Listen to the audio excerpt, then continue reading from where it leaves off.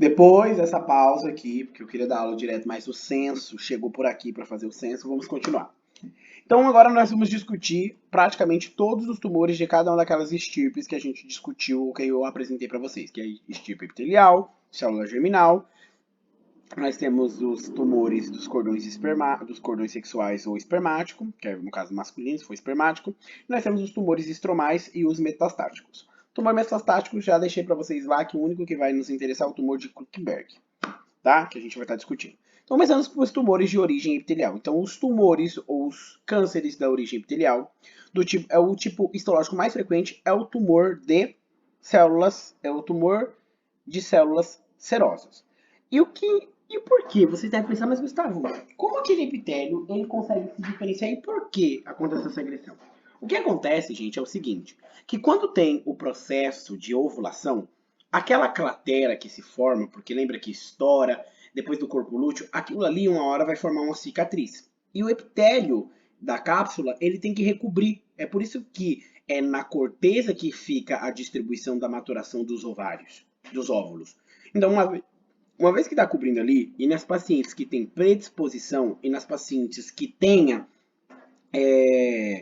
uma influência para malignização ou desenvolvimento tumoral, esse epitélio ele pode se diferenciar em várias estirpes. Então, ele pode se diferenciar, esse epitélio celômico, no epitélio da tuba uterina, então vai formar os tumores que é o mais frequente, seriam os tumores de célula serosa, do tipo celular seroso. Então, eles podem se diferenciar no tumor do endocérvix, ou no epitélio do endocérvix, ou no epitélio colônico, ou do tipo intestinal, e formar os tumores secretores de mucina, que é o tumor mucinoso.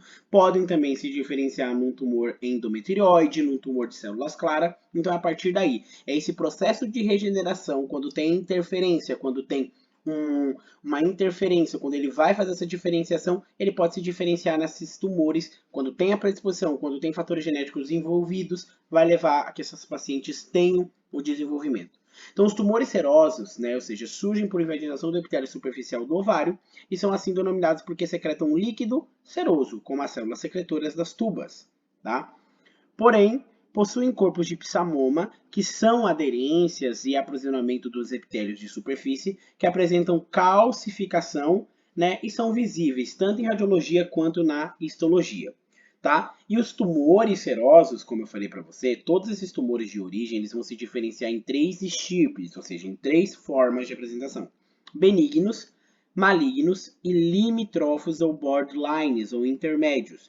Então, os benignos são chamados de cistoadenoma seroso e é um tumor benigno mais frequente que pode se malignizar. Tá? Os limítrofes representam aproximadamente 10% dos tumores serosos ovarianos e 50% deles incidem antes dos 40 anos de idade. E os malignos são aqueles tumores, né, onde há uma invasão do estroma. Os cistoadenocarcinomas são os tumores malignos mais comuns também, tá? Em 75%, com a faixa etária mais alta, ou seja, parecem mulheres mais velhas a partir dos 50 anos. São bilaterais em aproximadamente 35% dos casos e geralmente não ultrapassam 25 centímetros de diâmetro. Tá? Depois nós temos os tumores mucinosos, que são tumores císticos, com cavidade revestida císticas. Mas não, vão formar várias cavidades, repetida por epitélio secretor de mucina. As células epiteliais do revestimento contêm mucina intracitoplasmática e se assemelham às células do endocérvix, do pílori ou do intestino. É por isso que os tumores mucinosos, se vocês lembrarem de anatomia patológica, eles são divididos em do tipo intestinal e do tipo endocervical. Tá? É o tumor ovariano que atinge a maioria, ou seja, maior dimensões, é um tumor pesado, tem grande quantidade de proteína, né? Pode atingir até metro, né, de distância, podendo ocupar toda a cavidade abdominal. E mesma coisa, se dividem em benignos, limítrofes ou borderlines e malignos. Em relação aos carcinomas, né, ou seja, aos carcinomas mucinosos malignos, a bilateralidade é encontrada em apenas 8 a 10% dos casos. O epitélio neoplásico pode secretar grandes quantidades de um material mucinoide ou gelatinoso. E aí esse material ele acaba extravasando, né? Ele acaba extravasando e se acumulando na cavidade abdominal, formando o que a gente chama de pseudomixoma peritoneal. Esse fenômeno pode causar uma extensa adesão das alças intestinais, podendo resultar, ou seja, como manifestação tumoral do tumor mucinoso, uma obstrução intestinal. Essa complicação é um importante indicador de malignidade, uma vez que não é observada com frequência em tumores mucinosos benignos ou até mesmo nos borderlines. Já os tumores do endométrio ou endometrioides são os carcinomas que representam entre 15 a 20% dos tumores epiteliais. Né? Eles têm uma associação com endometriose em 10 a 20% dos casos. O tumor, ou seja, é um tumor limítrofe e possui um amplo espectro morfológico. Pode se assemelhar a um pólipo endocervical, ou seja, endometrial, ou até mesmo uma hiperplasia endometrial complexa. Qual era a característica? É aquela onde a gente tem uma solidificação das glândulas com uma diminuição do estroma, lembra? Tinha mais partes sólidas, para a gente chamar de complexas. E além do mais, ela podia ser cística ou adenomatosa. Lembra sempre aí do que a gente discutiu há meses atrás.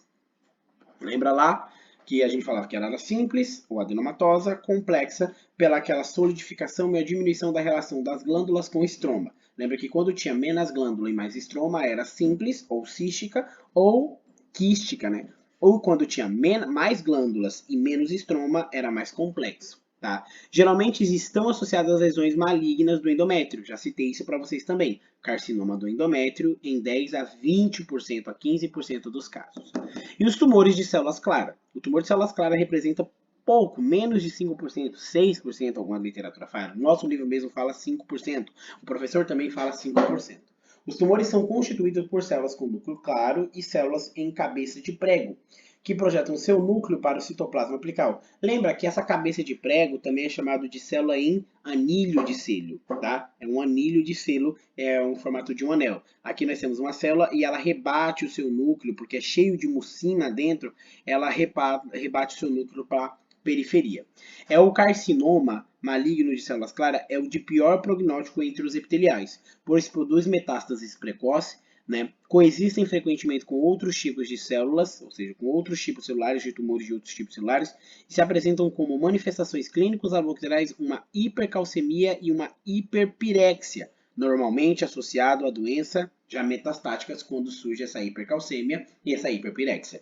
Né? E essa hiperpirexia é muito importante, vai surgir no quadro um paciente com FUD, febre de origem desconhecida. Né? Então lembra sempre que paciente com febre de origem desconhecida, mulher que tem um tetanismo, que tem um Chovestec, que tem um trussor por causa da hipercalcemia, lembra sempre que nesses pacientes tem que se investigar com febre, com hipercalcemia, temos que investigar o quê? Uma febre de origem desconhecida.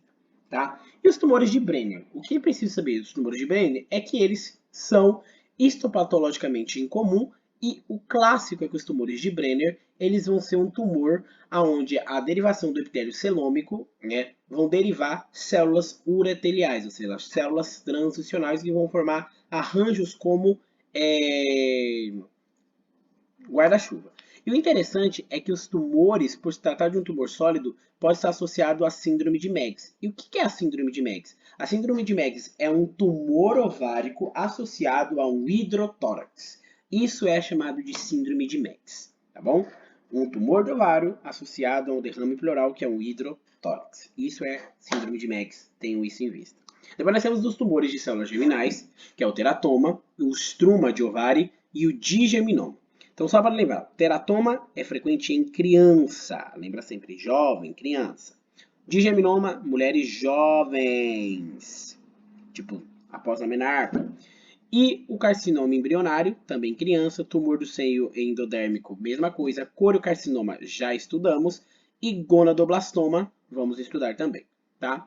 Então, quais são as características comuns? São mais comuns em mulheres jovens, primeiras 2 décadas de vida, né? Estão associadas com a produção de beta-HCG ou a alta concentração da alfa-fetoproteína, e até mesmo a HDL, né? Que é a hidrogenia, ou seja, a hidrodesidrogenasa de lactato, dependendo da sua origem histológica. Então, o digerminoma, dentro dos tumores de células germinativas, que a gente já discutiu, é o tumor mais frequente. Tá? Aproximadamente 5% são descobertos em pacientes com disginergia, ou seja, disgenesia gonadal. e pode estar associada a uma elevação do lactato, ou seja, da lactato desidrogenase, e ou do beta-HCG, podendo conter células gigantes de sincitotrofoblastos, produtora de gonadotrofina coriônica humana, tá? E sua disseminação é linfática. Só que o que eu quero chamar a atenção é isso aqui. Saibam qual é o tumor mais frequente e vamos estudar a fundo os teratomas. Porque os teratomas, né, são o tumor que mais é cobrado, não na prova, mas caiu na minha prova final de ginecologia e obstetrícia, como diferenciar se é maligno ou benigno. Mas quando a gente fala de tumores que a gente vai ver durante a nossa vida, são tumores muito importantes. E os tumores aqui, porque o digeminoma sempre é maligno, o corocarcinoma também, tumor do seno endodérmico também, e são sempre tumores malignos esses aqui. Diferente desse tumor aqui, que é o teratoma, ele, assim como a da origem da estirpe epitelial, ele vai se dividir em benigno, intermediário e borderline, que a gente vai chamar que é o estruma de ovário, mas que tem também um comportamento maligno, então muitas literaturas já não consideram mais ele como um intermediário. E nós temos o tumor maligno, o teratoma maligno. E qual é a palavra que dá essa distinção? É o seguinte: quando eu chamar de teratoma maduro, que vai ter que os tecidos que esse epitélio, porque o teratoma ele surge da capa neuroepitelial, ele surge do ectodermo. Então ele vai dar origem a estruturas que é a pele e o tubo neural. Então ele vai dar o neurópilo, e vai dar também origem a epitélio da pele. Então, há estruturas da pele, como glândulas sebáceas, pelos e dente. Isso é interessante você saber. O teratoma ele surge do ectodermo, então a gente vai observar a diferenciação celular, né, dessas células totipotenciais, ou seja, de células pluripotenciais, a tecidos que constituem a pele e o tecido neuronal. Né? Só se observar em mulheres jovens, seus primeiros anos de reprodução ativa, e também em crianças, são bilaterais em 10 a 15% dos casos, e a parede está formada por um epitélio escamoso, estratificado, e por debaixo dela mesma há glândulas sebáceas, pelos e outras estruturas. Tá? E se chama de maduro, por quê? Porque quanto mais se assemelha, quanto menos conteúdo sólido tem, nós vamos chamar que isso é um tumor benigno, tá? É um tumor maduro. Enquanto que os malignos vão ser chamados de imaduro, né?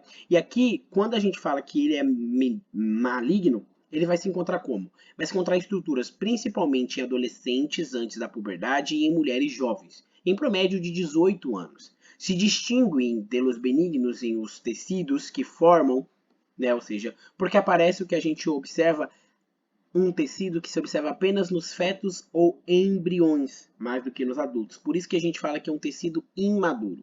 São voluminosos de superfície extremamente lisa, né? E é o que eu quero que vocês saibam também. Todo tumor que é maligno, ele cresce mais rápido do que a vascularização. Então ele vai ter o quê? Ele vai apresentar zonas de necrose e hemorragia. Ok?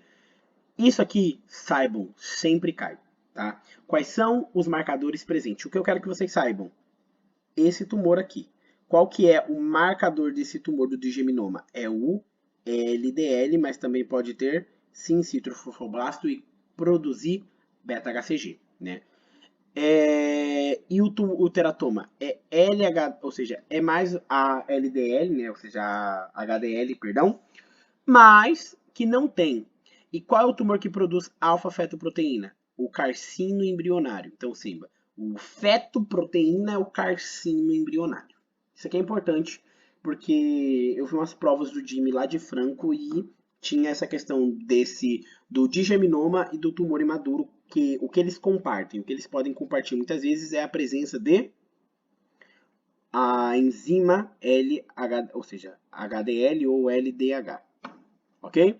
Depois nós temos os tumores de estroma sexual, que é os tumores de células granulosas, o tecoma, arenoblastoma, fibroma, tumores de células de Leydig, tumores de células de Sertoli e ginandroblastoma. O que eu quero que vocês saibam aqui, quais são os tumores, qual vai ser o seu comportamento. Lembrar sempre que os tumores da granulosa, eles vão, por serem ricos essas células em produção de estrógenos, eles vão ser feminilizantes, enquanto que os tumores da teca interna, o areноblastoma, os tumores de células de Sertoli, células de Leydig, vão ser tumores funcionantes que vão fazer uma síndrome de androgenização, ou seja, vão fazer uma síndrome de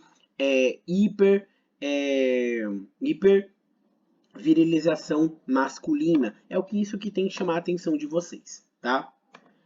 E os tumores de Krunkeberg? Ou seja, os tumores de Krunkeberg são tumores metastáticos que representam entre 40% e 30% dos tumores que afetam os ovários, tá? É frequentemente bilaterais, porque se trata de uma disseminação. E o tumor primário, mais frequentemente, está localizado onde? No trato gastrointestinal, como eu já falei para vocês. No estômago, né, cólon, mamas e vias biliares. Da via biliar tem um na cabeça que é o da vesícula biliar, tá? Que nunca, né, ou seja, mas em muitas vezes nunca é encontrado um tumor primário. Então, sempre que a gente vê um tumor que tem a característica de um tumor do trato gastrointestinal, que fez metástase ou encontrado esse tumor, é chamado de tumor de Krunkeberg. O prognóstico é reservado já por se tratar de uma metástase, né? Já é um prolongamento, já é uma disseminação tumoral. E qual que é a clínica? Por que até agora eu não falei, é um tumor seroso? Porque a clínica desses tumores vão ser copartidas por eles. Na verdade, não existe clínica. Na maioria das vezes, quando um tumor da clínica, o que acontece? O que eu já falei para vocês? Um tumor que já está sendo descoberto quando ele já tem uma marcada afetação sintomática, vai revelar que já é tarde demais. Já revela para nós que estamos abordando esse caso que é um tumor tardio. Chegamos tarde demais, infelizmente, para essa pessoa. Mas praticamente todos os tumores de ovários não produzem nenhum sintoma característico ao começo do seu desenvolvimento. Nem tampouco proporcionam dados seguros sobre a benignidade ou malignidade dos mesmos. A pobreza sintomatológica, né, se deve que o local em que os tumores de ovário cresçam, eles possam fazer o quê? Por não ter barreiras que impeçam, eles vão logamente, sem resistência, se disseminar para a cavidade peritoneal e logo, né, vão acabar produzindo disseminação desenfreada. Então é muito importante a gente saber assim que o tamanho, a clínica e nem mesmo o comportamento que é perceptível na clínica ou da sintomatologia vai dizer se esse tumor é benigno ou maligno. Lembrar sempre que nós vamos apenas saber pela biópsia. O que vai me determinar se é benigno, maligno ou borderline é a biópsia. E quais são os signos? São tumores, lembra que até agora eu sempre falei, são tumores que crescem, e crescem, crescem, crescem e crescem. E o ovário, diferente de outros órgãos, ele tem uma capacidade incrível de se estender e acompanhar esse crescimento tumoral. Então ele fica enorme. Vocês já viram um cistoadenoma, ele chega a ter 30, 40 centímetros. Parece que a mulher está grávida, assim, de enorme que tem, né? Então, os signos clássicos, ou que vai ter, é uma distensão abdominal, uma massa pélvica uni ou bilateral, ascite, lembra se for mucinoso, já pensa ali numa peritonite pseudomixematosa, uma adenopatia, né? Adenopatias inguinais, adenopatias retroperitoneais, paraórticas, ilíacas, derivação, ou seja, desviamento do coelho uterino contralateral, o próprio útero é rebatido. Então lembra sempre que esses podem ser um dos sinais que a gente vai ter. A atitude do médico deve ser sempre o seguinte: frente, ou seja, todo tumor, olha só, se considera maligno até que o exame histológico demonstre o contrário. E o tumor, né, ou seja, quando se fala de tumor, se fala de uma massa sólida ou mista. Ao demonstrar tabiques, e demonstrar tabique aonde? Numa ecografia. Significa que há celularidade, se cataloga como misto. Então, se deve descartar a malignidade, independente da idade da paciente. Se o líquido, ou seja, se é líquido, hablamos de um cisto. A anatomia patológica vai ser a que vai determinar a malignidade do tumor. Não há outra forma. E por que a gente considera todo tumor de ovário maligno?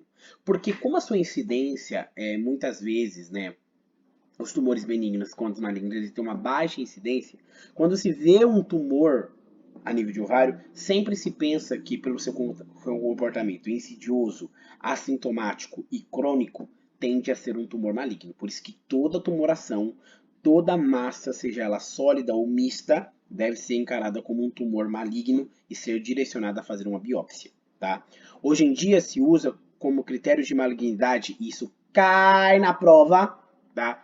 Presença de ascite, bilateridade, frieza do tumor, ou seja, o quanto ele está aderido, se ele é móvel, se ele não é móvel, e se a superfície ela é irregular, rigorosa, e outro dado que não está aqui que eu quero que vocês saibam. Se esse tumor ele está rompendo, se ele está formando o que a gente chama de concreções. Se ele forma concreções na cápsula, significa que ele está rompendo a cápsula e está se disseminando abruptamente, assim, de maneira desenfreada para o nosso lindo e maravilhoso corpo. E como se faz o diagnóstico? O diagnóstico é aquela receitinha de bolo que eu já estou apresentando para vocês desde que começou. O diagnóstico de um tumor, a gente precisa, para diagnosticar um tumor, eu preciso ter a suspeita tumoral. E como eu levanto a suspeita tumoral? Eu levanto a suspeita tumoral, primeiramente, né, uma boa anamnese. Então, uma boa anamnese, questionar comportamentos, questionar se a paciente teve um câmbio corporal que ela vai relatar para a gente. E isso vai direcionar o nosso exame físico. Então, faço um exame físico crânio-caudal e com muita categoria no meu exame ginecológico. Um tato vaginal, procurando massas anexiais, que vão ser visíveis a partir de 5 centímetros, já podem ser palpáveis, né? Laboratórios, né? Eu posso pedir marcadores tumorais, como o CA125, o CA724, o CR199, o carcino embrionário. Os mais importantes aqui para os tumores de ovário são o CA125, que está elevado em mais de 70% dos casos dos tumores epiteliais, e o CEA, quando está associado a os tumores de origem embrionário. E lembrar sempre do beta-HCG e da alfa-fetoproteína, que também servem como marcadores tumorais, quando a gente se suspeita em uma mulher jovem que tem, ou numa criança, que tem um crescimento das gônadas, ou tem uma anomalia genital, ou tem alguma coisa que nos faz suspeitar, porque esses são os tumores que vão ter marcado no digeminoma e também pode ser marcado no carcino embrionário. E a ecografia. A ecografia é o método de eleição para investigar patologias na pelve. Se vocês verem, ó, qual que era o método de eleição para endometriose? Quando eu ia fazer, né? Ou seja, o primeiro método a pedir, por ser mais barato, por ser mais visível, né? É a ecografia transvaginal. Quando era o caso de um mioma, ecografia transvaginal. E aqui é a mesma coisa, uma ecografia transvaginal. Mas qual que é o gold standard? Tá? Porque existe uma diferença entre o de eleição e o melhor exame. Qual é o melhor exame para pelve? Sempre tenham isso em mente. O melhor exame para investigar pelve é ressonância magnética. Tá? Quais estudos vocês vão solicitar? Esses aqui são. Quanto à malignidade e benignidade, só quem se faz é a anatomia patológica. Tá? A punção dos quistes hoje não é mais recomendado. O que acontecia é que antes se recomendava muito puncionar os cistos, porque meio que estudar o líquido fazia com que demonstrasse se esse tumor é maligno ou benigno. Mas pense, se você vai lá e você rompe, isso é um cisto maligno, você cria uma porta de difusão, de disseminação direta para o tumor. Então, por isso que não se faz mais. E é muito clássico ele perguntar isso em prova. Então, tenho isso em mente. Tá? Então, conclusão. O que eu vou fazer? Então, assim que eu tenho uma síndrome tumoral pélvica ou pélvico-abdominal, fazemos uma análise de rotina, fazemos um eletrocardiograma e, consequentemente, nós fazemos raio-x de tórax.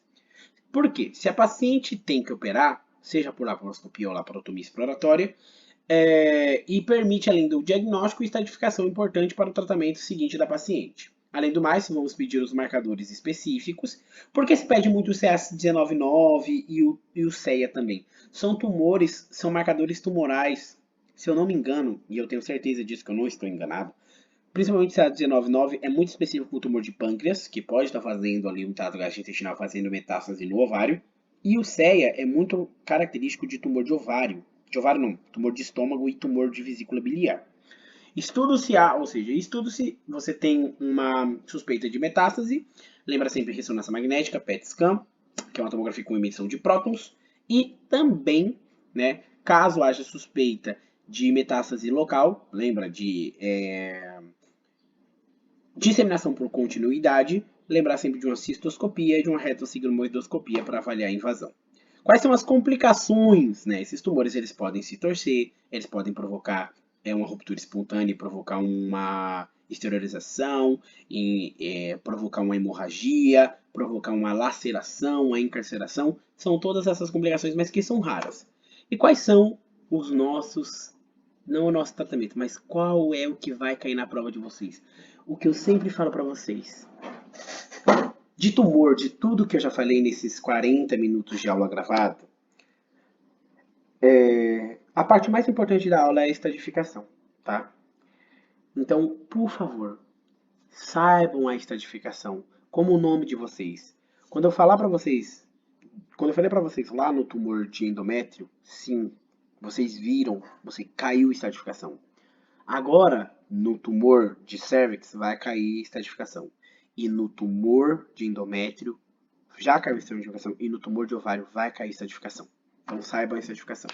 Qual o tratamento? Dependendo, né, se é um tumor que, dependendo do estágio em que o paciente se encontre, né, o tratamento é cirúrgico. Então, ele é de eleição para os casos favoráveis.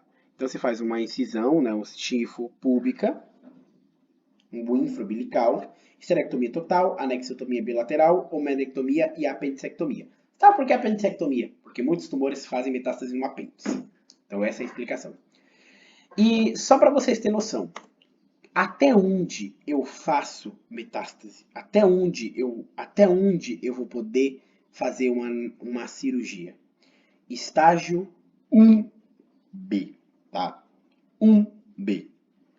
Estágio 1B eu faço e removo os dois ovários. Eu não removo só o afetado, eu removo os dois pelo risco de bilateridade. O tumor já rompeu cápsula, não adianta, não tem mais o que fazer, tá?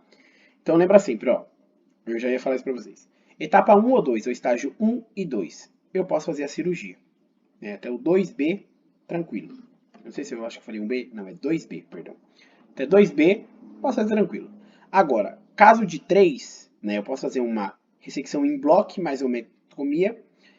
Mas o que é mais comum é fazer aquilo ali, ó, diagnosticar a extensão, estipar a maior quantidade de tumor, ou seja, não deixar fragmentos de tecido maior de 2 cm, radioterapia abdominal total e quimioterapia sistêmica. Logo, se o paciente tem, eu vou a uma nova cirurgia. E com isso nós terminamos a aula de hoje. Então, o que eu quero que vocês gravem, o que eu quero que vocês saibam e o que eu quero também deixar aqui combinado com vocês. Semana que vem, vamos ter uma aula presencial lá na faculdade.